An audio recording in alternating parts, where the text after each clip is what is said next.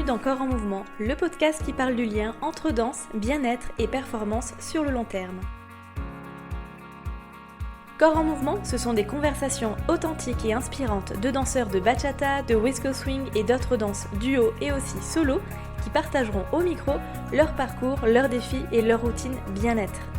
Mais il y aura aussi des spécialistes du mouvement qui interviendront ici, comme des préparateurs physiques, des ostéos, des coachs mentaux, et qui raconteront comment ils accompagnent le danseur tout au long de sa carrière. Je suis Elisa May, danseuse, professeure de bachata et instructrice pilates certifiée.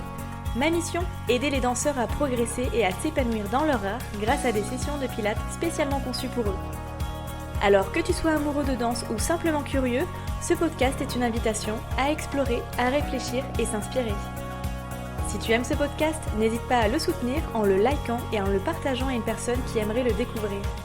Bonne écoute et bienvenue dans Corps en Mouvement. Aujourd'hui, je vous présente Caroline, danseuse professionnelle au sein de la mythique compagnie Alvin Ailey à New York. Très attachée à sa ville natale, Genève, elle débute son parcours artistique dès l'enfance à 5 ans, où elle pratique la gymnastique rythmique, discipline dans laquelle elle remporte plusieurs médailles en individuel et en groupe, jusqu'à devenir championne suisse en 2010. Puis au Conservatoire de Genève, elle se consacre entièrement à la danse classique, hip-hop, contemporain. Elle travaille sa technique avant de passer les auditions de l'école Alvin Ailey qu'elle réussit. Après 2 ans dans cette école, elle intègre d'abord Alvin Ailey 2 en 2018, la compagnie junior, véritable tremplin qui la mène ensuite en 2021 vers la compagnie principale. Depuis 5 ans maintenant, elle parcourt le monde et interprète les grandes œuvres du répertoire de Alvin Ailey, dont la célèbre Revelations, qu'elle décrit comme une expérience presque méditative, profondément spirituelle et chargée de sens, reflet de l'histoire et de la culture noire américaine. Dans cet épisode, Caroline nous parle avec sincérité des sacrifices liés à cette vie comme l'éloignement de sa famille, qu'elle ne retrouve que 2 à 3 fois par an, mais aussi des épreuves comme une blessure au genou qui a marqué son parcours.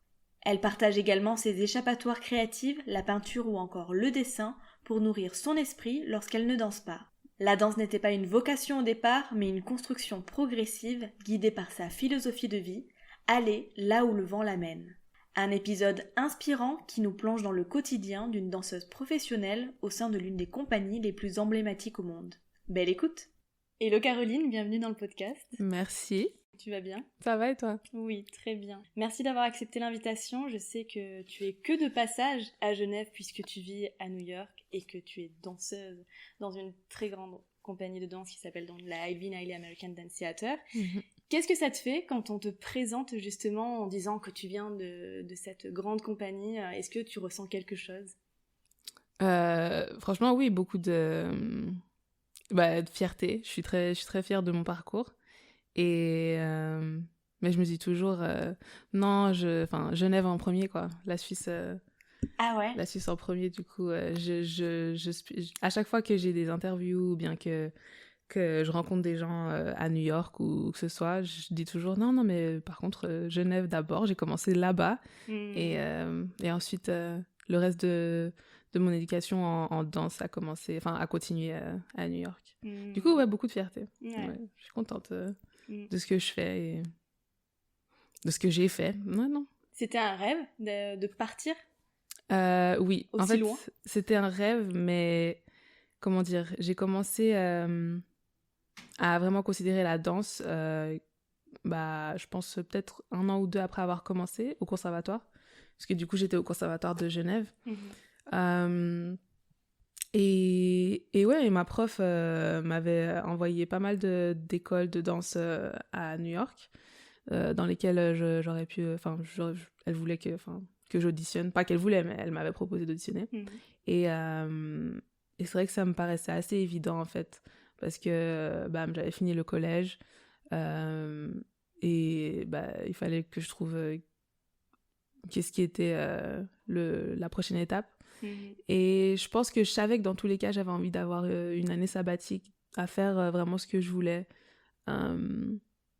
et du coup c'était vraiment juste danser tous les jours à 24 quelque part, et l'occasion s'est présentée pour New York. J'ai auditionné pour la Ailey School par vidéo, et du coup, j'ai été prise et j'ai pu faire cette école pendant 2 ans. Donc, ça devait être 1 an. Mais après 1 an, je me suis dit, allez, retente ta chance pour la scholarship cette fois-ci. Et du coup, je l'ai eu. Et donc, ouais, je me suis dit, allez, retente ta chance. Enfin réessaie de rester aux États-Unis, de voir ce que tu peux faire, de voir où ça te mène. Et je pense qu'à ce moment-là, je savais pas encore vraiment ce que je voulais. J'avais pas de goal en particulier. Mais je savais juste que j'avais envie de danser à New York. Et petit à petit, j'ai réussi à établir justement mes goals. Mes goals, enfin pas des goals énormes, mais vraiment, par exemple, je me suis dit, j'aimerais bien entrer quand même dans la compagnie junior de l'école, parce que c'est ce qu'on voit en fait tout de suite quand tu es à l'école. Il y a la compagnie et les deux.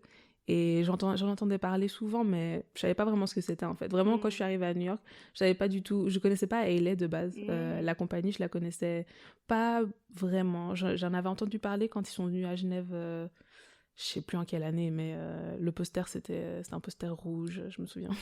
Avec 2 personnes? Non, c'était avec Deux un danseurs? garçon. Ok. Moi, j'ai justement en tête un poster rouge, Mhm. mais avec 2 danseurs, et c'était pour un spectacle à Marseille, mais en 2015, voire peut-être un peu plus vieux encore, tu vois. C'est possible que ça soit le même show, parce que en fait, ce que je me suis rendu compte aussi avec la compagnie maintenant, c'est que les posters changent tout le temps. Enfin, c'est le même show, mais t'as les posters qui changent dépendant de la ville. Mais non, ouais, du coup, il y avait ce poster. Et puis, il y en avait un autre, mais je crois que j'étais déjà dans l'école à ce moment-là. Mais je me souviens, je connaissais pas trop.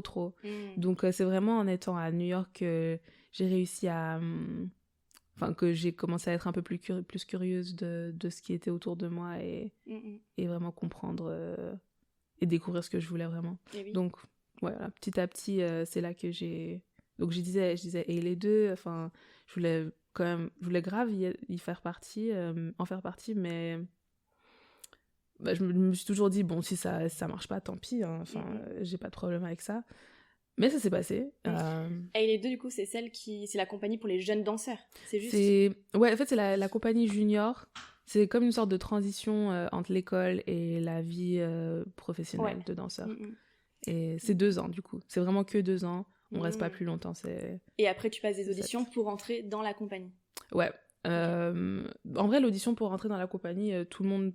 Bon, tout le monde. Ça dépend de si l'audition est open, mais on n'est pas obligé d'être dans l'école pour faire l'audition. Alors que les deux, bon, il y a eu des exceptions, mais normalement, on doit être invité par, je sais pas si c'est la direction de l'école, mais on est invité, on nous envoie un mail et pour faire l'audition, du coup.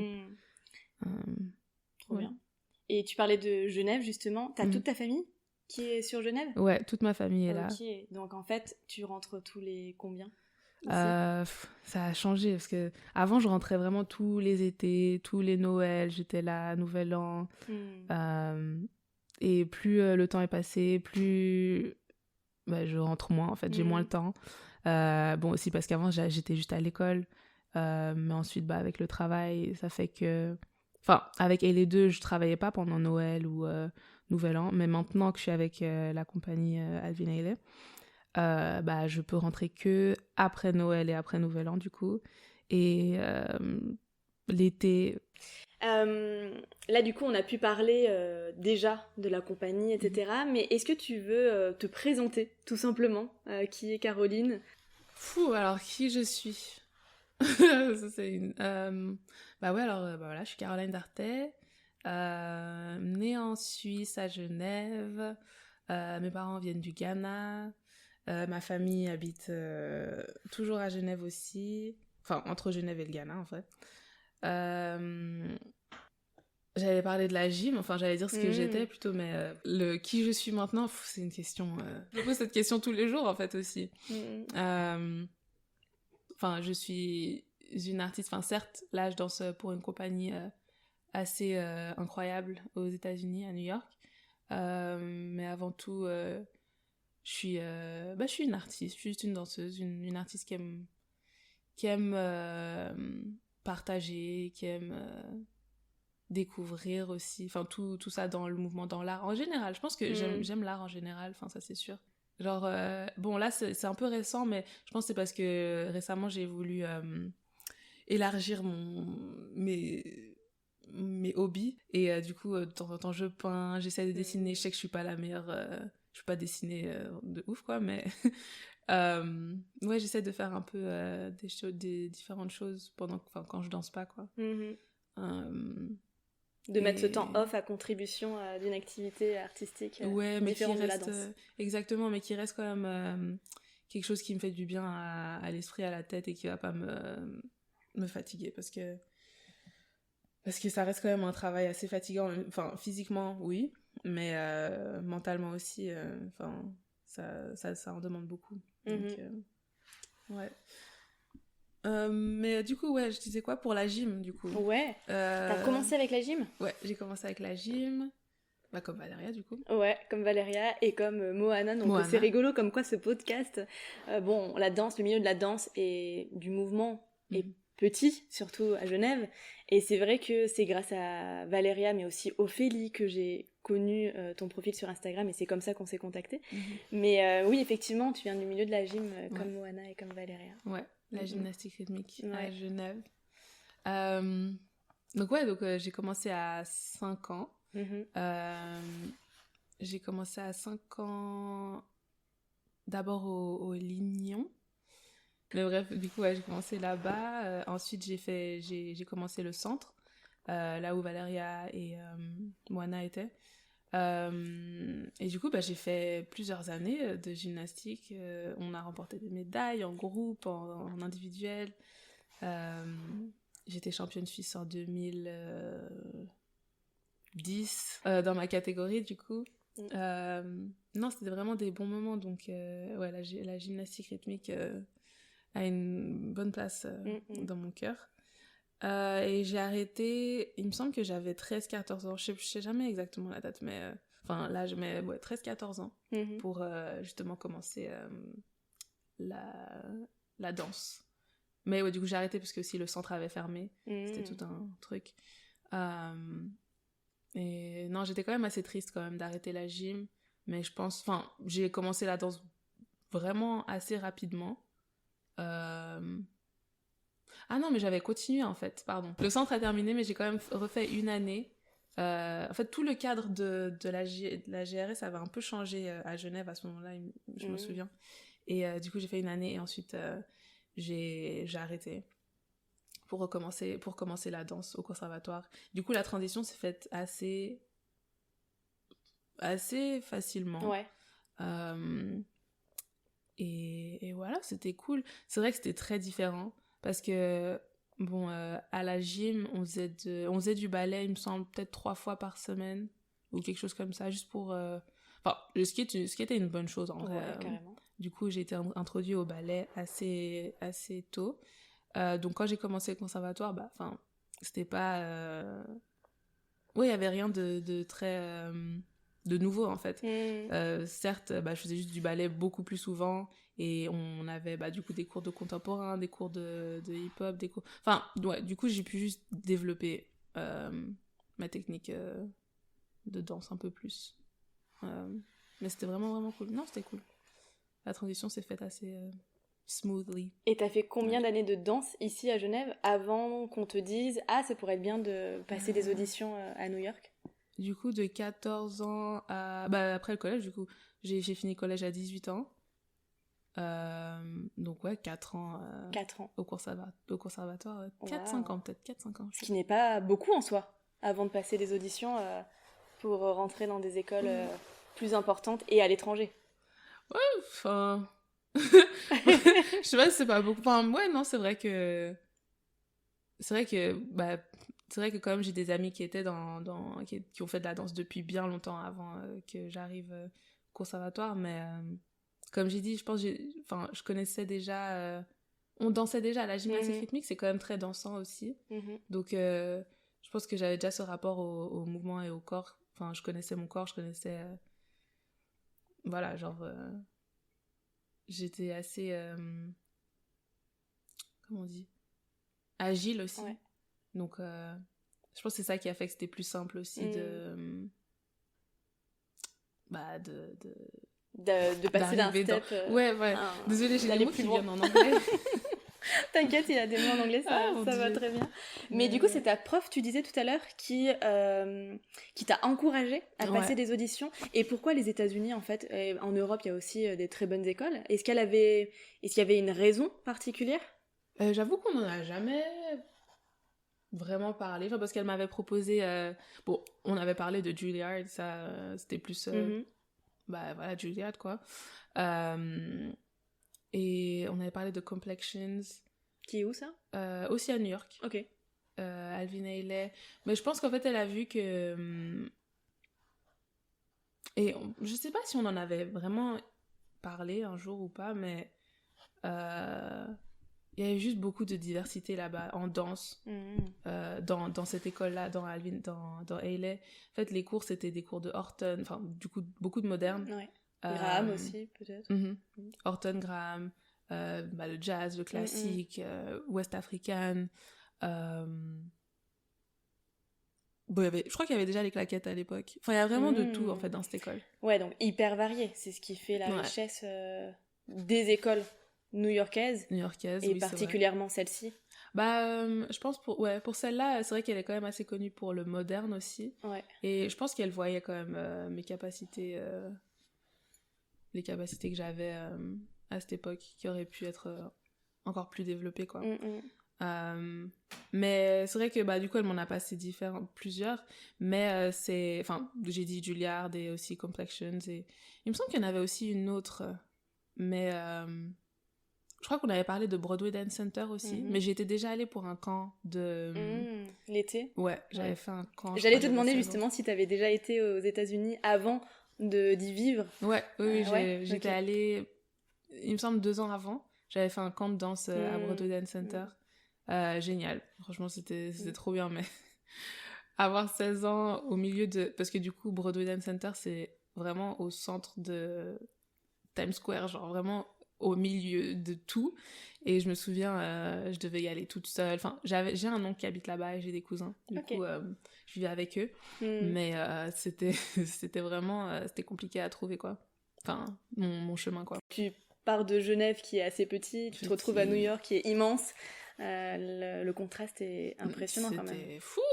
Mais surtout, maintenant, je pense que ça va. Mais à 16 ans, j'avoue que c'était énorme. Et j'adorais, quoi. Enfin, j'adorais vraiment New York. New York, c'était vraiment le rêve. J'avoue que c'était vraiment le rêve. Tout était beaucoup plus différent que la Suisse, plus grand, toujours, tout était ouvert tout le temps. Enfin, toujours maintenant, mais je veux dire, genre, c'est vraiment ça qui faisait que j'avais vraiment envie d'y aller. Tout est ouvert, y a de tout à New York, enfin vraiment... Les opportunités aussi pour la suite sont peut-être plus importantes. À l'époque, j'y pensais pas forcément, justement. Parce que comme j'ai dit, en fait, moi, je vibe souvent, enfin, j'ai vraiment où le vent m'emmène. Ouais. Enfin, tant que ça reste quelque chose que je pense quand même vouloir, mais... à l'époque, c'était pas... Je savais juste que je passais vraiment beaucoup de bons temps et de bons moments, quoi. Et les gens disaient que j'étais quand même bonne à ça, donc voilà. Tu leur as fait confiance. Et t'as fait confiance aussi je me disais, en tes capacités. Ça plaît aux gens. Moi, ça me plaît déjà de base. Et j'ai l'air d'être bonne à ça. Allez, on continue, quoi. Donc, c'était pas forcément une vocation de devenir danseuse pro. Non. C'est vraiment venu au fur et à mesure. Parce que moi, je pensais que ça allait être juste un side hobby, tu vois. Enfin, juste je fais ça à côté, je me sens bien quand je danse, j'aime bien prendre des cours ici et là, au début c'était vraiment ça, juste j'aime bien prendre des cours, j'adore danser, j'adore m'exprimer en danse, voilà.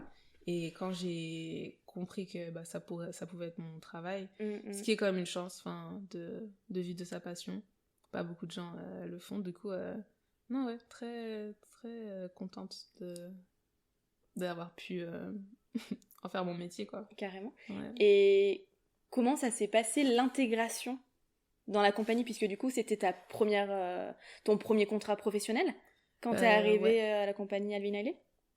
Oui. C'était ma première compagnie professionnelle, parce qu'avant du coup j'ai dit que j'avais et les deux. on a quand même eu un contrat et on était payé, c'était voilà. Oui. Mais et vous êtes en tournée aussi à l'étranger. En tournée aussi, ouais. En vrai, tout autant que bon, un petit peu moins. Mais on allait en tournée quand même pas mal et on allait souvent en Europe aussi en fait. Du coup, j'avais ça, mais entre-temps, j'ai quand même eu des side gigs comme on dit. Du coup, à travailler avec dans différents projets. Donc Ailey, c'était mon premier vrai contrat avec une compagnie de danse. Mais j'ai eu d'autres petits contrats. Ouais. En tant qu'indépendante, du coup? Ouais, indépendante. Ok. Ouais, j'ai fait... Qu'est-ce que j'ai fait? Ah oui, j'ai fait un clip. Donc j'ai fait un clip avec O'Malley, qui est un chanteur afro. J'ai dansé sur le Seth Meyers Show, qui est un talk show à New York. Ok. J'ai dansé pour Vogue World. J'ai dansé pour Jeremy Pope. Tout ça avant? Non, ça là en vrai tout ça c'est un peu entre-temps, pendant et avant. Mais tout ça pour dire que du coup j'ai eu quand même quelques trucs. Avec Ailey, j'ai quand même le temps de faire d'autres choses. Parce que vous avez un contrat de combien d'heures en fait? Enfin, comment ça s'organise votre quotidien entre les trainings, les répétitions, les shows? Bah c'est marrant, en fait j'ai dit que j'ai le temps, mais là je vais dire ce que je fais et on dirait que j'ai pas vraiment le temps. Du coup, on va commencer par où? On va commencer par l'été, parce que je crois que notre contrat commence en juillet, il me semble. Du coup, l'été, de juillet à novembre, en général, soit on est à New York et du coup on répète pour les nouvelles pièces, pour la nouvelle saison. Donc on répète d'anciennes pièces ou bien on a des nouveaux chorégraphes qui viennent et qui créent des pièces sur nous. Soit on a ce temps-là plus une tournée en Europe. Ça dépend des années. Par exemple, cette année, en 2025, on n'est pas parti en Europe du tout avant novembre. Enfin, avant notre saison en novembre, mais j'y arrive. Du coup, voilà, on a ça de juillet à novembre. Ouais. Et pendant nos répètes, c'est tous les jours, sauf le week-end, officiellement de midi à 7h, à 19h, du coup. Mais on a un cours de ballet ou un échauffement de 10h30 à midi. Ouais. Et celui-là, il est facultatif. Ok. Et ensuite, tout est réservé pour les répétitions? Ouais. Ok. Donc on a ça pendant les répètes, pendant tous ces mois. Et ensuite, en décembre, on a la saison de New York City Center, à New York, du coup, qui est pendant 5 semaines. Du coup, on finit en janvier en général. Enfin, ça dépend. Des fois, on commence un tout petit peu plus tôt. Du coup, on finit genre le 1er janvier. Là, on a terminé le 4. Et c'est à peu près pareil. Enfin, on a des shows le soir. En général, on n'a pas de répète pendant la journée. Mais ça dépend de si on a besoin de répéter à cause d'une nouvelle pièce ou quoi. On a répète pendant la journée et le show le soir. Ok. 2 shows. Du coup, les shows, c'est pas de show le lundi et show tous les jours. Ah oui, quand même. Donc là, tu sors quand même d'un gros mois de représentation quasi tous les soirs. Ouais. Avec 2 shows le samedi et 2 shows le dimanche.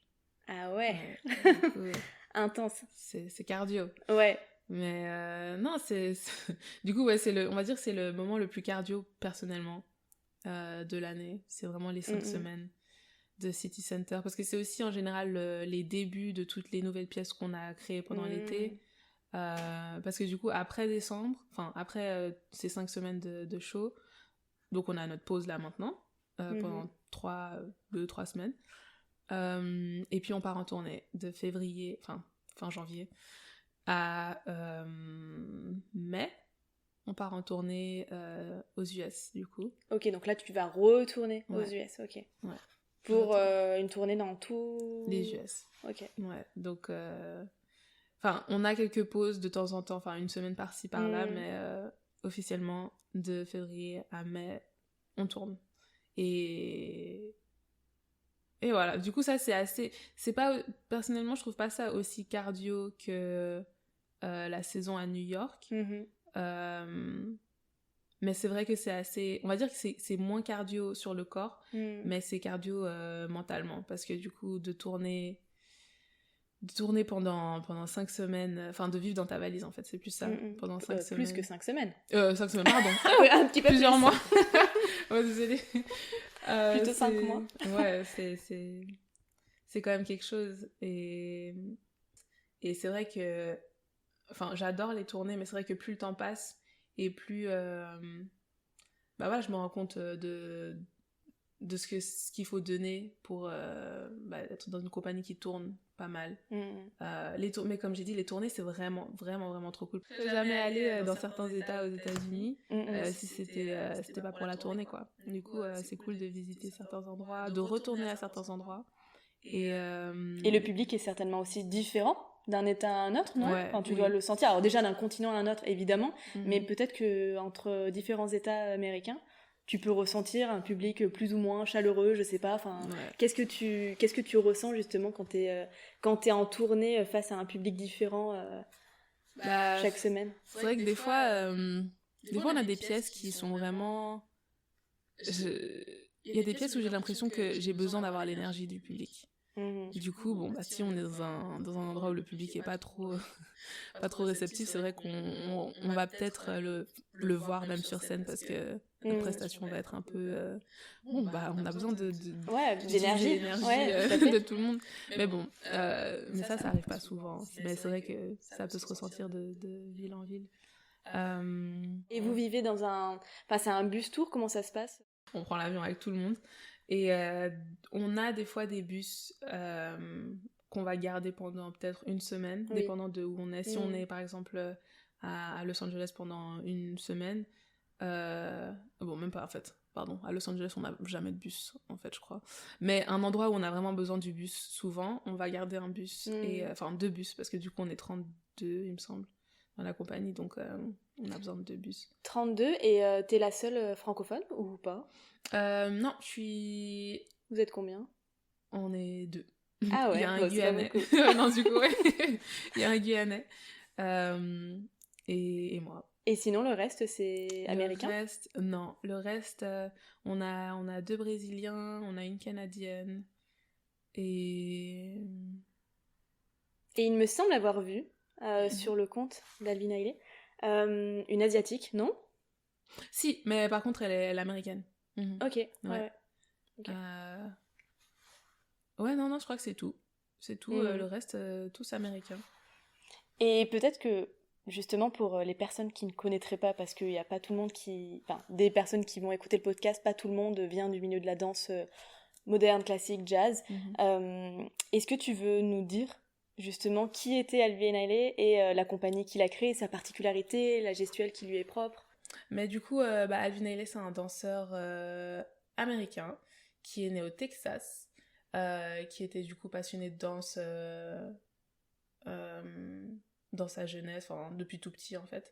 Et du coup il a créé sa compagnie qui était vraiment... c'était un petit truc au début, à chaque fois que... On a une dame qui s'appelle Ronnie Favors, qui est une des dernières dames qui a travaillé avec lui, qui était du coup avec nous. Elle nous raconte tout le temps comment c'était vraiment petit en fait avant. Vraiment c'était un petit collectif en fait de danseurs. Il me semble que c'était quand même plus des danseurs noirs, et en fait ce qu'ils voulaient c'était vraiment avoir la représentation des noirs dans ce milieu de la danse. Et il me semble qu'aussi à l'époque c'était quand même pas mal de ballet, danseurs blancs, le ballet aussi qui était plus là. Et à ce moment-là aussi a commencé, il y a eu plus de Horton. Du coup je crois qu'il a rencontré Lester Horton, qui est le créateur du Horton, une danse moderne. Il y a eu le Graham aussi, tout ça avait commencé, et du coup il l'a incorporé dans sa compagnie, dans sa legacy. Comment on dit legacy en anglais, en français? Héritage. Oui, héritage, oui. Ouais, je pense, ouais. Son but, c'était vraiment de... Il y a une phrase qui est souvent en anglais, la danse vient des gens et on doit la redonner aux gens. On va dire en français, c'est assez... et du coup, il voulait vraiment avoir cette compagnie qui soit une représentation pour les Noirs, mais aussi en vrai pour tout le monde. Il y a beaucoup à apprendre sur Alvin Ailey. Il y a des livres, il y a même des documentaires aussi. Oui, certainement. Mais du coup, Alvin Ailey et la compagnie est vraiment connue aussi pour une pièce qu'il a créée qui s'appelle Revelations, qu'on fait toujours à la fin. Elle est composée de plusieurs sections. Donc, la première s'appelle I've Been Buked. C'est quand même une pièce assez spirituelle et ouais, assez spirituelle parce que du coup, il y a un moment donné où on va comment on dit, on va danser un baptême qui se passait justement dans le d'où il venait, au Texas. Du coup, c'était vraiment on représente vraiment la culture de ce qui se passait et ce qui se passe toujours en vrai en Amérique. Dans cette culture-là, dans cette culture noire, en fait. Je sais pas si c'est assez clair. C'est un peu éparpillé, mais c'est un peu de ça. Non, mais c'est vrai que sa danse, en tout cas, elle est porteuse d'histoire et de sens. Enfin, je veux dire, son répertoire, il y a des choses qui sont... Il y a un rapport au corps qui est très puissant et qui reflète toute l'histoire de la communauté noire américaine. Ouais. Est-ce que toi, t'as l'impression de danser une mémoire collective, justement, de transmettre un héritage, en fait? Je pense que oui, même si, bon, je suis pas américaine, donc peut-être pas forcément certains côtés de cette histoire, oui. Mais c'est vrai que rien que, pour moi, c'est aussi la représentation qui est vraiment importante, personnellement, et rien que d'être là, de pouvoir montrer à d'autres générations. Bon, là, on est quand même dans une génération où, enfin, on a plus de représentation dans plusieurs domaines, mais de pouvoir justement en faire partie de cette représentation sur scène, c'est déjà quelque chose d'assez incroyable et fulfilling. Et je sais pas si tu étais du coup déjà à New York en 2015 ou pas? 2015... Parce que tu m'as dit que tu es rentrée donc, dans la compagnie même en 2021. 21, ouais. Quelques années plus tôt, du coup... J'étais dans l'école en 2016. 2016. Et du coup, j'étais à New York, il me semble, 2014 pour l'été. Du coup, pourquoi? Parce que moi, 2015, je sortais d'un parcours en danse classique. Et ça m'a vraiment marqué que c'était Misty Copeland, je prononce certainement très mal, mais Misty Copeland, qui avait été nommée, qui est une danseuse noire américaine, qui avait été nommée danseuse étoile, et c'était la première danseuse noire américaine à devenir étoile. Et je trouve que ça a fait un peu un buzz, tu vois, mais heureusement, ça faisait longtemps, il me semble, ça faisait très très longtemps qu'il n'y avait pas eu de représentation justement de danseuses noires. Mais justement, en fait, une des raisons aussi pour laquelle je suis allée aux États-Unis à l'époque, c'était aussi parce que je cherchais aussi quand même de la représentation. Enfin, je cherchais des gens qui me ressemblent. Je dis souvent ça. Et c'est vrai qu'en Suisse, à l'époque, en tout cas, il n'y avait pas trop ça. Donc, je cherchais la diversité, certes, en danse, mais aussi dans les gens autour de moi. Une communauté. Voir, Je me suis dit, est-ce qu'il y en a comme moi? Bien sûr qu'il y en a, mais c'est vrai que je le voyais pas trop. Et je me voyais pas trop continuer mon cursus à Genève de toute façon. Mais c'est vrai que ça, c'était aussi un petit truc... qui m'a aussi poussée à aller voir ce qui se passe là-bas. Ouais, j'imagine. Mais je sais que depuis justement plusieurs années, une grosse décennie, de plus en plus de compagnies justement promeuvent la diversité. Oui, il y a des compagnies, il me semble, en Angleterre qui essayent de mettre, je sais plus comment elle s'appelle, Ballet Black, il me semble. Ballet Black, oui. Qui promeut effectivement la couleur en fait. Ouais, j'ai une amie dedans. C'est vrai. Mais non, oui, c'est vrai. Mais justement, du coup, c'est pour ça que je disais vraiment, en tout cas à l'époque. Bon, c'était il y a pas longtemps, c'était il y a 10 ans. Ouf, c'est déjà il y a 10 ans. C'était quand même assez différent. Et je pense que ça c'est en train de changer. Ça a commencé à changer. Au final, Alvin Ailey, la compagnie d'Alvin Ailey, elle est composée majoritairement. Toujours. Majoritairement, c'est vrai. Mais il y a quand même quelques... Enfin, il y a quand même... Bon, t'as vu, je crois que... Oui, si tu me l'as dit, là, maintenant. Il y a une asiatique. Non, il y a 2 asiatiques. Ouais. Ah, 3, attends, pardon. 3 asiatiques, une blanche, ou 2? Non, oui. Du coup, oui, c'est vrai que c'est majoritairement noir. Ouais. Mais ça, depuis toujours, en vrai. Ouais. Tu disais tout à l'heure, justement, que vous perpétuez justement le répertoire de Alvin Ailey, mais qu'il y a aussi des nouvelles créations, des nouvelles pièces qui sont créées pour vous? Ouais. En général, au moins 3 pièces par année. Sinon, il y a des pièces qui reviennent. Enfin, ouais, on va dire les favorites reviennent de temps en temps. Mais aussi, on ramène pas mal de pièces de Alvin Ailey lui-même. Enfin, mis à part Revelations, mais celle-là, évidemment. Tout le monde... C'est marrant parce que des fois, on a des shows où on va vraiment pas faire aucune pièce de Alvin Ailey ou terminer le show par une autre pièce. Et de temps en temps, il y a des gens qui viennent et qui me disent « Ouais, mais du coup, vous avez pas fait Revelations ?» Enfin, moi, ils s'attendent à ce que... On a des gens qui viennent vraiment chaque année. Ouais. Il y en a qui nous disent « Ouais, ça fait 30 ans que je viens et tout. » et c'est certainement la pièce maîtresse, oui. Non, ouais, c'est ça, masterpiece. Ouais. Ouais. Du coup... Ils sont attachés. Oui, ils attendent vraiment ce moment-là. Mais c'est vrai que c'est quand même un moment... même à faire, en fait. Revelation, c'est très méditatif. Et qu'est-ce qu'il y a de méditatif? Enfin, comment tu décrirais Je le prends un peu comme une prière, quand même. Au début, surtout. Parce que c'est vraiment... On commence vraiment la pièce... En fait, on est tous en brun, en pyramide, comme ça. Bon, bah... Du coup, vous pouvez pas voir. Mais en tout cas, tu as mimé un triangle, enfin une pyramide, oui. Exactement. Et on fait tous le même mouvement pour à peu près toute la pièce. Et ça, c'est la pièce I've Been Buked. Et c'est vraiment, on nous voit être tirés par le sol. Et en fait, c'est un peu comme une métaphore pour être tiré par nos sorrows and burden. Mais ouais, vraiment, genre, juste tout ce que les Noirs d'avant, même les esclaves, ont vécu, genre d'être tiré par toute cette énergie mais vers le bas, mais ensuite ça revient vers le haut pour être tiré vers le bas, mais on cherche à être tiré vers le haut. Enfin, c'est vraiment toute une dynamique comme ça. Non, il y a ce moment-là qui est assez méditatif. Et même aussi une partie qui s'appelle Fix Me Jesus. Fixe-moi Jésus. Enfin, je pense que ça parle... Enfin, le nom parle pour lui-même, pour la pièce. Donc ouais, cette partie-là, j'aime beaucoup la faire aussi. C'est vraiment se laisser aller par déjà les paroles et se laisser prendre par la danse elle-même, en fait. Parce que c'est un duo, et dans ce duo, l'homme aide la femme.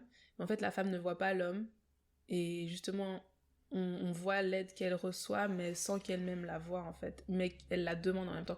Voilà, c'est très... spirituel. Ouais. Et la distribution, elle change? Ouais. Ou ouais. Vous n'êtes pas attitré à un rôle?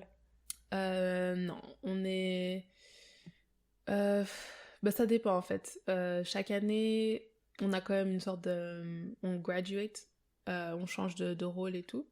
Mais non, ça nous arrive de changer de temps en temps. Enfin, ça dépend des soirs. Enfin, il faut avoir une rotation parce que sinon on serait là à danser tous les soirs. Ouais. Mais du coup, rotation dans les rôles ou rotation même dans les jours de représentation? Est-ce qu'il y a des soirs où tu vas être amené à ne pas danser, justement? Oui. Ouais. Oui. Il y a... par exemple, pendant les 5 semaines de danse qu'on a eues, c'était quand même... dans une semaine, on a au moins un jour off. Mais on doit quand même venir à la danse, du coup. Mais on a au moins un jour off. Ouais, dans la semaine. Mais on a des rotations, en fait, dans les pièces, mais aussi... En fait, pour chaque pièce, on a au moins... Bon, Revelation, c'est quelque chose de différent. Mais pour les autres pièces, en fait, on a 2 ou 3 casts. Du coup, par exemple, pour un soir, ça va être le premier cast, l'autre soir, le deuxième cast. Et en fait, il y a une rotation comme ça... pour les pièces. Mais pour Revelation, c'est vraiment rôle par rôle, en fait. Les rôles changent. Il y a peut-être un jour où, dans la pyramide dont j'ai parlé dans I've Been Buked, où je vais être numéro 5, mais peut-être le jour d'après, je vais être numéro 6. Peut-être je vais faire Daniel, pardon, ça c'est aussi une une section de la pièce. Ou peut-être je vais faire le duo Fix Me, mais je vais pas faire Umbrella dans la section du baptême, Wade in the Water. Est-ce que tu es attachée à certains rôles, justement, où tu dis « Ah, ce soir, je le fais pas !» Oui. Mais en fait, je pense que c'est plus... Des fois, c'est plus niveau corps. Enfin, si par exemple, je sais que j'ai un peu mal à la cheville aujourd'hui, je vais être là... j'ai pas trop envie de faire ce rôle-là aujourd'hui, mais bon, je vais le faire parce que... on n'a pas vraiment de mots à... Enfin, si, on peut dire si on a mal quelque part de changer ou quoi, mais c'est pas nous qui faisons le casting, c'est la direction artistique, du coup. Et tu t'y retrouves facilement, dans ces distributions de rôles? Oui, parce que bon, il y a quand même un système assez bien organisé, du coup. Et aussi, je sais pas si la question c'était de comment est-ce que je me souviens des pièces ou des rôles ou quoi. Oui, effectivement, la mémoire. Mais c'est aussi le ressenti que tu peux avoir sur le fait que aujourd'hui tu ne fais pas ce rôle-là alors que peut-être tu l'adores et que... Tu vois ce que je veux dire? Ouais, mais c'est vrai que j'y pense pas trop parce que la rotation, elle arrive tellement souvent que même si je le fais pas ce soir, je le ferai dans 2 jours, tu vois. Ouais. Du coup, là, j'y pense... Enfin, j'ai jamais vraiment pensé comme ça. Ça fait partie, en fait, de... Ouais. C'est habituel. C'est habituel. Ouais. Après, c'est vrai que peut-être vers la fin de la tournée, des fois, on va se dire « Oh, c'était la dernière fois que je faisais ça ou ça, tu vois. » Mais sinon, non. Faut y aller, tout simplement. Mais après, des fois, j'ai ce moment-là pour les nouvelles pièces, parce que vraiment, les nouvelles pièces, en fait, Revelations, on le fait chaque année. Donc, on sait qu'on va revenir à ça. Mais c'est vrai que des fois, les nouvelles pièces, elles sont là 1 année ou 2. Donc oui, de temps en temps, quand je me dis « Ah mince, j'aurais bien voulu faire ça maintenant. » Et les 33, hein, tu m'as dit? J'ai dit 32. 32? Ouais. Et les 32 danseurs de la compagnie, tu les connais depuis que tu y es dans la compagnie ou ça change souvent? Ça change. Ouais. Tous les ans, il y a des départs, des arrivées? Ça dépend, en fait, tout dépend de si... Par exemple, s'il y a 2 personnes qui vont partir cette année, il y aura 2 nouvelles personnes. Oui. Et Mais c'est des départs volontaires en général ou... Oui. Ouais. Ouais. Je crois, hein. Mais oui, normalement, c'est volontaire. Ou bien, on va dire si c'est involontaire, c'est sûrement une blessure. En vrai. Mais... Il y a un certain renouvellement, en fait. Les contrats se renouvellent facilement. Les danseurs qui sont dans la compagnie, ils vont faire leur carrière dans la compagnie s'ils le veulent. Ouais, c'est pas comme les 2 où j'avais dit c'est temporaire. C'est 2 ans, ouais. Du coup, là, tu restes jusqu'à ce que tu veux plus, quoi. Ouais. Jusqu'à ta retraite. Exact. Et la retraite, elle se prend à quel âge là-bas? Dans par exemple, il y a quelqu'un qui a 50 ans et il est parti là l'année dernière. Du coup, c'est vraiment quand le corps tu le sens, décide. Quoi. Ouais. Et en parlant des blessures, justement, comment tu prends soin de ton corps pendant toute une année? Est-ce que tu as eu des blessures depuis que tu es dans la compagnie? Alors... Oui, pardon, j'ai zone out. Oui, j'ai eu des blessures. Une un peu plus majeure, c'était mon genou. J'ai eu une tendinite. Enfin, de base, j'avais une tendinite. Mais ensuite... on va dire que ça s'est aggravé et c'était là l'été dernier. Mon tendon s'est déchiré, a commencé à se déchirer de plus en plus en fait. Je pense qu'il se déchirait depuis. Et du coup, j'ai dû m'arrêter. Et c'était une des premières fois en fait où j'ai dû m'arrêter pour de vrai. Parce qu'en général, si je me sens un peu mal quelque part, je m'arrête pas complètement du tout. Mais là, c'était vraiment, je pouvais pas marcher, je pouvais pas courir, je pouvais rien faire. Du coup, j'ai dû m'arrêter. Et ça, c'était une première pour moi. Et tu étais là-bas, du coup, déjà. Et comment ça se passe, le système de la santé américaine? Est-ce que c'est la compagnie qui prend en charge les frais de kiné, de physio, etc.? Enfin, comment... vu que je me suis blessée à la danse, et ils sont obligés. Après, je suis pas sûre de comment ça aurait été si j'étais pas blessée à la danse, je t'avoue. Mais vu que j'étais à la danse, oui. Genre, tout est pris en charge. Et ouais, la physio aussi. Bon, nous, on a aussi une physio dans notre building. Mais c'est vrai que quand... je pense que j'avais besoin de plus de physio. Enfin, on a notre physio, mais pas... Enfin, il faut toujours prendre un rendez-vous. On a 30 minutes dans la journée. Et je crois qu'on peut avoir 2-3 rendez-vous par semaine. Peut-être 2 même. Alors que j'avais vraiment besoin de plus. Ouais. Du coup, c'est eux qui s'en occupent aussi pour de chercher où est-ce que je peux aller, etc. Oui, ils ont un réseau, j'imagine, de médecins et puis de physio, etc. Ouais.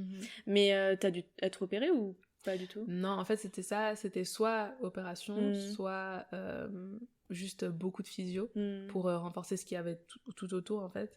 Du coup, j'ai opté pour la deuxième option. Moins longue, certainement, en convalescence.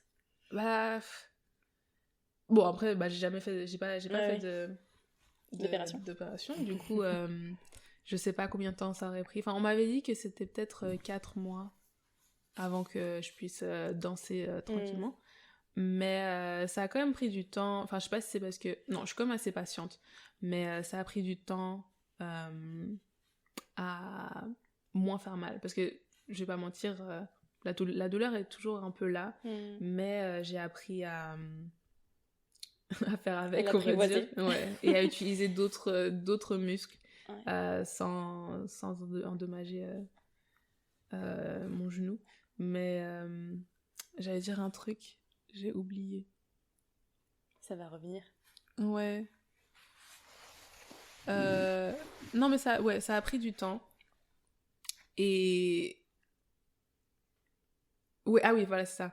Parce que aussi, en fait, le moment où je revenais à la danse, enfin, je me suis blessée, je crois, il restait 1 semaine et demie, 2 semaines avant qu'on ait des vacances. Du coup, j'ai loupé 1 semaine et demie, 2 semaines de show. Ensuite, les vacances. Et ensuite, je suis revenue... Enfin, le moment où on est revenu à la danse, c'était vraiment le début de nouvelles chorés, etc. Du coup, il fallait reprendre assez... intensément. Mais heureusement, la direction... Enfin, la team artistique a été a compris et a été très gentille avec moi et m'a laissé revenir petit à petit, ouais. Mais j'étais quand même dans la salle, mais c'est vrai que les sauts, c'est pas trop ça au début, alors qu'il faut quand même apprendre certaines chorés. Du coup, c'était assez compliqué parce que tu as envie aussi, parce que aussi pour certaines chorés, certaines pièces qu'on va apprendre, on va aussi auditionner en fait. Donc on a des auditions. Et j'ai envie de faire l'audition parce que j'ai envie d'être dans la pièce. Pas tout le monde est dans toutes les pièces aussi. Donc, ouais, il y avait ce tiraillement un peu... Enfin, tiraillement. Il y a des trucs que je pouvais juste pas faire, en fait. Donc, voilà. Donc, c'était juste... mentalement aussi, c'était assez dur. Forcément, ouais. J'imagine, ouais. Mais on est là. On a fait la saison. Et quand ça va, quand le corps va, tu fais quoi pour en prendre soin? Est-ce que tu as le temps de faire des activités justement pour le chouchouter un petit peu, massage ou je sais pas, d'autres choses que tu aurais dans ta routine? Alors moi j'avoue que de base j'étais pas trop... Je prenais pas trop soin... Enfin si, je prenais soin de moi, mais je veux dire, moi mon corps me faisait pas si mal avant. Et je pense que aussi grâce à la gym, je vais pas mentir, la gym m'a quand même apporté pas mal de... Je sais pas, enfin... Je pense que j'ai quand même pas mal de choses qui viennent de la gym dans mon corps, enfin même musculairement, et savoir, je crois tout à l'heure j'ai dit je connais mon corps et je sais jusqu'à où il peut aller, je sais, enfin je comptais beaucoup sur tout ce que j'ai acquis durant toutes ces années avant, durant la gym, durant toutes les années d'avant en fait. Je comptais beaucoup sur ça en fait jusqu'à ce que mon corps se dise en fait non, il faut maintenir en fait. Tu peux pas juste utiliser tout ce que tu as acquis avant. Mais bref, tout ça pour dire que petit à petit j'ai compris que j'avais besoin de me stretcher un peu plus peut-être après la danse, après avoir fini les entraînements ou peut-être même comme aller à la gym un peu plus, parce que c'est vrai que quand je faisais de la GR, on avait le cardio, on avait plein d'exercices qui nous aidaient avec nos conditions physiques. On courait à la fin de nos entraînements. Ah ouais. On courait pendant des heures. Bah, c'était trop bien. Moi, j'ai adoré. Il faut avoir l'énergie. Ah oui, non, Après un franchement, entraînement. la GR, c'était un haut niveau, vraiment super haut niveau. C'est le plus haut niveau que j'ai jamais eu. Je sais pas si Valérie a enfin, c'était vraiment un truc de ouf, quoi. Du coup, ouais, physiquement, on était au taquet. Mais c'est vrai qu'avec la danse, on n'a pas... c'est pas la même chose, en fait. Enfin, toujours très athlétique, mais on a... Par exemple, justement, on m'a dit, il faut peut-être commencer à aller à la gym pour certaines choses. Justement, le cardio, il suffit pas de juste appuyer play et juste continuer à faire la même choré. Enfin, ça aide, oui. Mais pour te préparer à avoir le cardio pour cette choré-là, bah, du coup... Elles sont très cardio ça dépend des pièces. Ouais. Ça dépend des pièces. Il y en a quand même assez, ouais. Et il y en a... Bah, ça va. Ouais. Et tu dirais qu'elles sont physiquement... Enfin, physiquement, ça demande beaucoup à ton corps? Oui et non, parce que je pense que... Enfin, des fois, ça demande pareil. Mais c'est vrai que... Parce qu'il y a des pièces que j'ai fait quand je suis entrée dans la compagnie, il y a 5 ans, que je refais maintenant. Et je pense que c'est juste... Bah, voilà, mon corps, enfin, je vieillis. Enfin, mais... je vieillis, ça fait pas si longtemps, mais tu vois... Enfin... Forcément, il endure, enfin, il encaisse en tout cas. Exact. Ouais. Du coup, il y a des pièces, je pense que c'est juste... voilà, mon corps, des fois, il peut plus. Mais, enfin, oui, il peut, mais différemment. Mais ce qui est tout aussi excitant, des fois, d'explorer, parce que, comme j'ai dit, il y a des pièces qui... Enfin, ça, c'est plus pour mon genou. Par exemple, il y a des pièces que je faisais avant ma blessure qui sont très différentes maintenant. Enfin, de comment je vais les performer, c'est très différent maintenant. Parce que mon approche est différente, en fait. Donc, déjà, niveau physique, c'est un peu différent, mais du coup, aussi artistiquement, il y a aussi une différence, et je vois... Et c'est ce qui est aussi assez excitant, des fois, quand je fais ce genre de pièces... Enfin, quand j'ai cette constatation pour les pièces, parce que je me dis, ah, ça ramène du nouveau, du peps dans ce qu'on performe aussi, tu vois. Et notre approche. Aussi, ouais. Et vous créez un peu ou pas Est-ce que vous avez une carte blanche parfois pour créer quelque chose qui vient de vous Bah... Ou est-ce que c'est vraiment les chorégraphes invités qui vont créer les nouvelles pièces? Si, on a quand même... Des fois, on a quand même le statut de collaborateur. Parce qu'il y a des gens qui viennent, et qui ont la pièce déjà set et qui vont venir juste nous donner les steps. Mais il y a aussi des gens qui aimeraient qu'on ait tout un processus ensemble et qu'on crée ensemble. Du coup, c'est pas forcément qu'on va nous-mêmes faire tout un truc, mais on a quand même vous y participez. Ouais. Ou bien des fois, oui, on a quand même... par exemple, la personne est là, oui, pendant 3-8, tu vas improviser là, et après, on continue avec la pièce. Du coup, ouais. On a carte blanche pour certaines choses, mais pas la full pièce, quoi. Oui. Sinon, on serait le chorégraphe. C'est ça. Et d'ailleurs, si on projette dans plusieurs années, toi, tu te vois chorégraphe ou tu te vois quoi, en fait? Si tu te projettes dans 10 ans, est-ce que tu te vois toujours danseuse ou est-ce que tu te dis, être prof, ça m'intéresse, être chorégraphe, ça m'intéresse, enfin, qu'est-ce qui te vient? Dans 10 ans. Bah, non, moi, j'ai jamais voulu être chorégraphe. Mais j'ai toujours voulu quand même essayer de chorégraphier quelque chose. Ce serait cool, juste pour voir ce que ça donne, quoi, ouais. Mais c'était pas dans ma liste, non.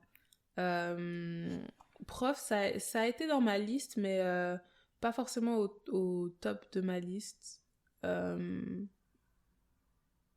Je me vois plus faire ça plus tard, mais plus en mode, là, j'ai un workshop, plus donner des cours par-ci, par-là, en tout cas pour commencer. Mais c'est vrai que un de mes goals les plus récents, c'était vraiment la compagnie. Et du coup, je me suis toujours dit, je vais me laisser juste vivre vivre ça. Et je pense que la prochaine étape viendra à moi et ça sera clair. Tout à fait. Du coup, j'aimerais beaucoup rester quand même dans le milieu de la danse. Après, danser, je sais pas. D'ailleurs, peut-être peut-être le behind the scene de la danse. Et à New York, Toujours tu quelque te chose vois en lien. toujours? Parce que mine de rien, on n'a pas parlé de la place de la santé mentale, ça c'est quelque chose que j'aimerais bien aborder juste après. Mais New York reste une ville extrêmement vivante, enfin même bruyante, enfin je veux dire, c'est différent de la campagne autour de Genève, etc. Est-ce que tu te dis, ouais non mais non c'est sûr, je vais quand même rester à New York, ou est-ce que tu auras envie, tu crois, de revenir par ici? New York j'adore, et là ça fait 10 ans quand même. Waouh, ouais. Vraiment 10 ans. Non, je me suis jamais dit que j'allais rester. En tout cas, pas. Enfin, je sais que j'aimerais quand même vivre encore un peu ma vie de jeune adulte là-bas. Parce que pour de vrai, il y a vraiment aucun autre endroit comme New York. Vraiment, New York, c'est vraiment une ville unique. Et je comprends pourquoi certaines personnes n'arrivent pas à quitter la ville parce que. Enfin. T'habites où, toi? C'est New York, quoi. À Brooklyn. Ah. Ouais. Bon, j'ai déménagé, enfin en vrai, j'ai vécu un peu partout. Ouais. Mais ouais, je viens d'emménager dans un nouvel appart à Brooklyn, tout chou, tout bien. Ah, avec enfin. la vue sur le pont ou pas? Ah non, la vue sur le pont, là, j'ai pas cet argent-là. New York, c'est cher en plus. Ouais. Non, et tu vis seule? Cher. Enfin, là, je vis ou en seule. coloc? Non, justement, c'est mon premier appart solo. Ah, et t'étais en coloc avant? Ouais, j'étais en coloc tout le temps. Enfin. Ah ouais, c'est un. Avec en vrai, des potes ou quoi. Ouais. Mais non, ça fait du bien de vivre seul. Ouais, du coup, ouais, New York, c'est vraiment cool. Mais je pense quand même revenir, que ça soit à Genève, que ça soit en Europe, mais quelque part par là. Je pense pas terminer ma vie à New York. Tu sais pourquoi? Tu sais s'il y a des choses justement que t'aimes moins et qui te manquent peut-être? J'arrive pas à dire exactement pourquoi. Enfin, mais je pense que même si j'avais dit à mes parents quand je suis partie ma première année à New York, ça allait être une année sabbatique. Au final, je suis restée là-bas. Mais je pense que dans ma tête, je me suis toujours dit que j'allais quand même revenir. Et que New York, c'est vraiment pour l'expérience, pour pour vivre la vie, quoi. Enfin, juste voir où le vent me mène. Mais non, mais c'est vrai que c'est quand même... C'est beaucoup, beaucoup de tout à New York. Et c'est, pour l'instant, moi, j'aime beaucoup. Mais je pense pas que dans quelques années, je vais encore vouloir comme t'as dit, c'est le bruit, les gens, la fast life, en fait, c'est ça. En fait, c'est la fast life que je pense pas avoir pour toujours, quoi. Ouais. Là, c'est cool. Enfin, ça me dérange pas. J'aime bien ce train ce dynamisme. Ouais. Et puis, je reviens en Suisse quand même pas mal. Enfin, pas mal. 2 fois dans l'année. Oui. Mais, et ça me fait du bien avant de repartir dans le New York, la fast life. L'agitation, ouais. Ouais. Et puis, de toute façon, aussi, j'ai toujours dit, si je quitte New York, je reste pas aux États-Unis. Enfin, c'était New York ou rien. Donc, Et t'as des endroits que tu apprécies particulièrement à New York, enfin des endroits vraiment où tu te ressources, où tu aimes aller. C'est marrant parce que ça change un peu tout le temps. Au début, quand je venais d'arriver à New York, j'adorais. C'est marrant parce que là, maintenant, je dirais pas ça. Ouais. Mais j'adorais aller à Chelsea, rester dans les parages là-bas. J'adorais marcher la High Line. Pour ça, c'est un truc grave touristique, mais je sais pas, il y a un truc, j'aimais beaucoup. J'aimais beaucoup tout ça. J'aimais beaucoup juste rester dehors, essayer bon, ça, je le fais toujours, mais essayer des nouveaux restos, de la nouvelle nourriture. Enfin, vraiment tout ça, j'adore. Et je pense plus le temps avance et plus... là, mon endroit préféré, c'est vraiment chez moi. Chez moi. Trop bien, le cocon. Mon Brooklyn le cocon que j'ai créé moi-même. Et c'est vrai que je traîne beaucoup plus maintenant à Brooklyn aussi. Parce qu'avant, j'ai habité à Harlem, j'ai habité dans le Lower East Side, j'ai habité un peu plus bas de Harlem, et maintenant Brooklyn. Du coup, je découvre un peu les autres quartiers, quoi. Et à Harlem, t'étais dans la culture du gospel, du coup? à fond, non? Enfin, est-ce que ça c'est est marrant cliché ou pas? Parce que quand je suis allée à Harlem, je suis allée effectivement entendre du gospel. Mais est-ce que c'est vraiment la représentation, l'identité de ce quartier ou pas forcément? Bah, justement, j'allais dire pas forcément. Non? Ok. Enfin, Donc c'est vraiment un truc touristique? peut-être... Mais non, mais c'est vraiment... Non, c'est quand même Ouais. vraiment dedans. Mais je pense que dès que t'y vis, bah moi, je me suis pas dit... je vais aller écouter du gospel. Enfin, tu vois, genre... Bah, tu l'entends déjà dans les pièces, non? C'est vrai. En fait, c'est ça, en fait. Je pense qu'il y a des... Il y a des trucs, en fait, que j'ai pas remarqué parce que je suis déjà dedans, en fait. Mais ouais, non, pas... Mais c'est marrant parce que, ouais, moi, à Harlem, j'ai jamais fait tout ça. Enfin, bah, tu le vis autrement que par des yeux de touriste, hein, c'est sûr. Ouais. Même si j'imagine qu'au début, il y a des étoiles en mode waouh, ça je connais pas, je vais découvrir, mais après ta routine s'installe aussi. Après, petit à petit. Mais aussi, c'est vrai que bon, j'ai fait 2 ans vraiment tout le temps à New York. Et après, bah, j'ai eu et les deux. Et là, j'ai commencé à aller en tournée. Et j'étais à New York, mais j'étais quand même pas mal à New York. Mais après, même avec la première compagnie, bah là, c'était vraiment... Et à un moment donné, on n'était vraiment pas à New York. Genre, j'étais à New York... J'étais à New York quelques mois dans l'année, quoi. Du coup, je me souviens, il y a un temps où j'étais là, mais je reconnais pas New York. Ah ouais? Alors, ouais, c'était ouf. Et après, enfin, bon, même ça, c'était encore après Covid. Du coup, pendant Covid, moi, j'étais rentrée. Enfin, je suis revenue à Genève pendant 1 an. Et dès que je suis revenue, j'étais là, wow. Ça a changé. Ça a changé, ouais. Enfin, je saurais pas dire quoi. Mais bon, je pense que beaucoup de choses ont changé après Covid aussi. En tous les cas. Ouais, ça a changé, quoi. Et tout à l'heure, on a parlé, enfin, j'ai évoqué le fait que je voulais revenir sur le sujet de la santé mentale.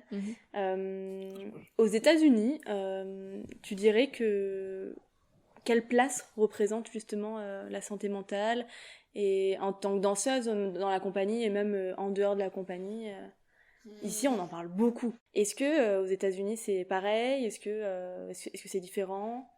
Non, enfin, je pense que... Bah, je sais pas vraiment ce qui est... Enfin, je sais pas trop tout ce qui est mis en place, mais je sais que c'est très important. Enfin, en tout cas, et surtout dans le milieu de la danse. Je pense que maintenant, tout le monde est très aware. Ils le considèrent? Oui, plus. Du coup... Non, c'est un sujet qui est quand même... on en parle beaucoup. Enfin, je le vois partout. Enfin, Ouais, en fait, j'essaie de penser à si y a des endroits où on n'en parle pas, mais je trouve que c'est vraiment très important partout, le mental health.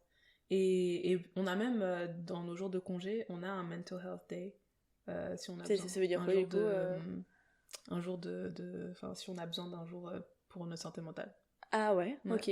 Donc un congé, en fait, mais que tu accordes parce que tu ressens le besoin pour ta tête de te reposer. Ouais, on a ça dans notre contrat. Du coup, c'est cool. Et tu l'as déjà exploité, justement? Je l'ai pas... Non, pas cette année. L'année dernière, oui.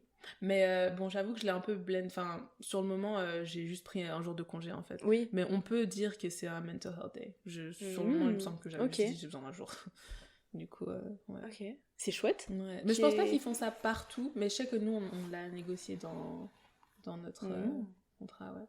Et il y a quoi d'autre dans la compagnie que tu ressens où tu sens qu'ils prennent soin oui, en tout cas, ils vous encouragent à prendre soin de vous, mais pas que pour le physique, mais pour la tête?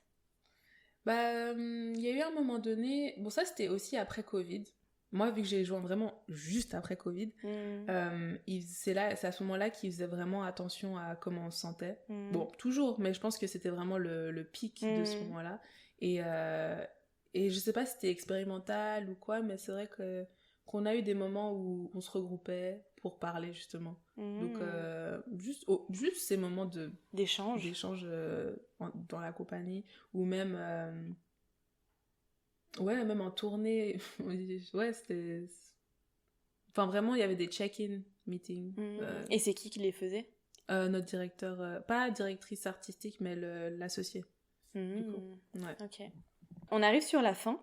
Est-ce que tu as des ressources que tu veux partager, des choses que tu écoutes, que que tu lis? Bon là bon, c'est assez marrant parce que j'ai acheté un livre, mais c'est pas un nouveau livre. C'est Harry Potter. Ah bon? Parce qu'en fait, je les ai jamais lus. Ah. J'ai tous vus, mais je les ai jamais lus. Ouais. Du coup, là, je suis rentrée, je me suis dit, j'ai envie de les lire, juste pour voir. Et t'en es au combien?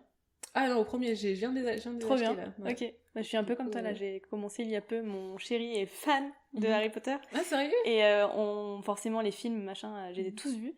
Mais il m'a dit, mais lis-les. Et franchement, tu vas kiffer. Ouais, mais... Il y aura tellement de choses différentes que ce que tu as pu voir dans le film. Il y a des détails que tu n'as pas dans le film. C'est hyper intéressant. Ouais, justement, j'ai entendu ça toute ma vie, du coup. Le livre était mieux là. Et du coup, je ne sais pas pourquoi cette année, je me suis dit, allez, je vais les lire. En plus, je lis pas beaucoup de base. Ça a vraiment commencé, je crois, l'année dernière. Et toujours pas, je lis pas non plus 15 000 livres dans l'année, mais... Un peu plus. Ouais. Ouais, sinon, je suis très musique, j'écoute beaucoup de musique. J'ai toujours mon casque avec moi. J'écoute beaucoup d'afrobeat, j'écoute du Thames. Voilà, là, je suis un peu branchée Thames, en fait, du coup. C'est quoi, le Thames? Thames, c'est une artiste. Ah, c'est une artiste, ok. D'accord. T-E-M-S. Thames. Okay. Elle est cool. Ouais, du coup, là, j'écoute bien ça. Des ressources. La danse, en fait, hein. Ouais, non, là, je suis rentrée, je fais rien. Je vois mes amis, je vois mes proches, j'essaie vraiment d'avoir un max de voir un max de personnes que j'aime, quoi. Et de reposer mon cerveau. Ouais. T'en ressens le besoin, souvent. Ouais. Ouais, mais c'est surtout, quand je rentre, j'ai cette nostalgie qui revient. Enfin, souvent, j'ai une nostalgie un peu qui revient parce que, certes, je suis partie à New York, mais j'avais 18 ans. Et des fois, j'ai loupé quand même pas mal de trucs ici, tu vois. Du coup, quand je rentre, j'essaie vraiment de donner un maximum pour vivre un max avec les gens que j'aime avant de repartir. Et de les voir dans un an. Ils viennent parfois? Ils viennent parfois. Ouais. Plus ma mère et ma sœur, ou bien des fois, là, l'année dernière, on a dansé à Paris, du coup, ils sont venus. Mais ça reste quand même genre 3 fois dans l'année, tu vois. Ouais. Tu parlais de sacrifices, ça fait certainement partie des sacrifices, de pas avoir souvent ta famille, Ouais, pas du tout. Je les vois pas. Du coup, ça, c'est vraiment la partie compliquée. Et je pense que c'est aussi pour ça, des fois, que je me dis, non, faut que je revienne. Bon, d'ici là, mes parents, ils auront déjà bougé au Ghana. Ah oui, ok. mais bon, quand même, tu vois, mes sœurs sont là, neveux, nièces, tout ça. Donc, non, ça reste... c'est un métier vraiment cool, mais plus je grandis et plus je me rends compte des sacrifices que j'ai dû faire. Je m'en rendais pas forcément trop compte étant plus jeune. Mais là, 10 ans après, quand même, je suis là, je me dis... Bon. C'est un beau parcours, hein, depuis 10 ans d'être là-bas. Franchement, pas tout le monde le fait. Hein. Non, pas... Mais, et pendant Covid, du coup, j'ai dit, je suis rentrée 1 an. C'était une bonne pause, quand même, pour moi, personnellement. De rentrer... J'ai eu 1 an avec eux. C'était... Bon, malgré le fait que tout était fermé et que c'était une période assez... compliquée. Hein. Pour interrogation. Ça m'a fait du bien de rentrer quand même pendant 1 an et d'être avec ma famille et mes amis. Ouais, une pause. Une pause famille. Ouais. Et juste avant, du coup, mon job, mon job ultime. Ouais. Donc, ouais. Ma dernière question, du coup, que je te pose, c'est une question que je pose à tous mes invités. C'est un peu la ligne directrice, du coup, de mon podcast. C'est qu'est-ce qui fait, selon toi, un danseur performant sur le long terme ?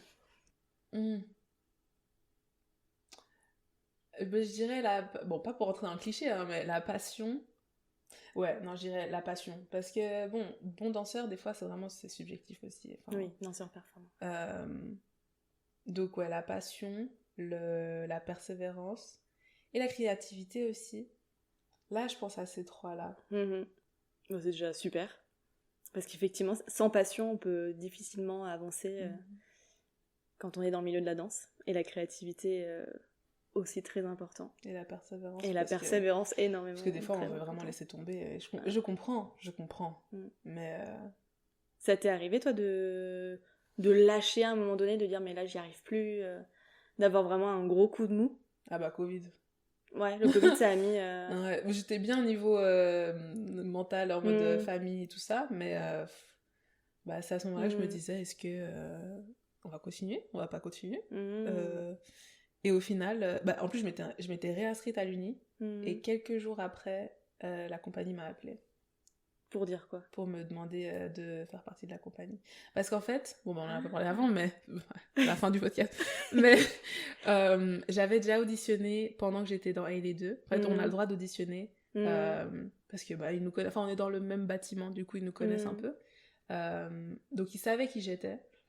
Mais bah, il me restait encore une année avec Ailey 2 de toute façon. Et ensuite, il y a eu Covid. Mais avant que Covid arrive, il me semble... Non, au moment où Covid arrivait, il devait y avoir normalement une audition pour Ailey, pour Alvin Ailey American Dance Theatre. Et bah, c'est pas passé. Et du coup, il y a eu Covid. Et comme j'ai dit, juste avant que... Vas-y, mon ventre. Juste avant que je décide Enfin, je me suis inscrite à l'Uni, je crois. Je crois que je m'étais inscrite même. Et bah, ils m'ont appelé, ils m'ont demandé est-ce que tu veux nous rejoindre? Du coup... Ça a été un oui ou c'est un je vais réfléchir? Ça a été un je vais quand même réfléchir un peu, juste parce que ça faisait 1 an que rien de tout ça était dans ma tête, en fait. Et du coup, je me suis dit, attends. Faut quand même que je gère un peu ce que je vais faire. Enfin, aussi, bah, l'Uni, il fallait que je me désinscrive. Je m'étais quand même assez conditionnée dans la tête. Enfin, ça m'a pris du temps à me convaincre que, ok, peut-être que maintenant, peut-être que je vais faire une pause ou m'arrêter complètement, en fait, je sais pas. Non, je pense pas que j'allais m'arrêter complètement, en vrai. Je pense que j'allais quand même danser quelque part, faire quelque chose. Mais c'était ça me paraissait... Sur le moment, je me suis dit, bah, pourquoi pas. On dirait qu'il y a rien d'autre pour l'instant, tu vois. Mais la vie avait repris, heureusement. et voilà. Une belle note de fin. Ouais. Moi, j'étais bien contente. Bah oui, j'imagine. Bon, bah en tout cas, bravo pour ton parcours. Et merci. Puis, on suivra la suite de tes aventures new-yorkaises. Yes. Et non new-yorkaises, on verra. Où le vent t'amène. Ouais, je suis vraiment comme ça. Des fois, ça marche. Mais c'est une bonne mentalité, je pense, pour ne pas se prendre la tête, en fait. Ouais. Non, mais enfin, quand même. Enfin, parce que là, je dis ça comme ça, mais quand même, pendant Covid, ça m'a vraiment pris la tête. Je pense que je savais que je voulais pas arrêter la danse de toute façon, quoi. Oui, c'était pas le Covid qui allait décider de ça. C'est toi qui aurais décidé, mais pas le Covid, quoi. Ouais, et c'est pour ça que de devoir, moi, me décider à faire autre chose. Mais je pense qu'au fond de moi, je savais que de toute façon, même si je faisais autre chose, que j'allais quand même trouver un moyen de danser d'une certaine manière.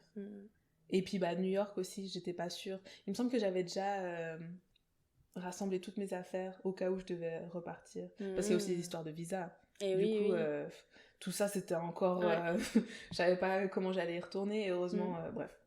Du coup, là, t'as un visa, c'est quoi le visa que t'as? Visa O1. Ok. Ouais, c'est un visa de travail d'une durée... De 3 ans, du coup, je le refais chaque 3 ans. À chaque fois. Okay. Là, je l'ai renouvelé là en 2025. Du coup, 3 ans encore. Ah oui, c'est pas énorme, 3 ans. Non. En plus, ça j'aurais pensé que ce serait plus long quand même, tu vois. Non, la green card, c'est plus long. Mais c'est 3 ans et ça prend des mois à faire, du coup. Ouais. Du coup, c'est... non. Mais je l'ai fait. On l'a fait 3 fois. Waouh. Ouais. Et ben écoute, merci pour tout, pour ton temps. Merci. Et puis, à tout bientôt. À tout bientôt. Salut. Voilà, l'épisode est terminé. Je te remercie pour ton écoute.